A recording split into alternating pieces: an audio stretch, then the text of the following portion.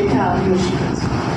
আপনাদেরকে বলা যে বারবার জয়ী হওয়া মানে দায়িত্ব অনেক বেড়ে যাওয়া। আমি যারা আমার দল থেকে একবার গেছে তাদেরকে আমি বলছি, তোমরা তো খুব খুশিতে আছো, এই জন্য তোমাদের কাছে লোকের এক্সপেকটেশন থাকছে না। ওদের প্রথমবার এসছো, ঠিক আছে, এই কাজটা করো, এরকম করবে, বা আগে কেন হয়নি এই প্রশ্নও করবে না, বলবে দিদি এটা করবেন, দাদা এটা করবেন, এটুকুই করবেন। কিন্তু আমাদের যেহেতু এতগুলো বছর হয়ে গেছে, আমাদের দায়িত্ব অনেক বেড়ে গেছে, আমাদের উত্তর দিতে হবে অনেক বেশি, আমাদের কাজ করতে হবে অনেক বেশি, যেখানে ইচ্ছে প্রয়োজন অনেক বেশি, ক্ষমতা অনেক কম।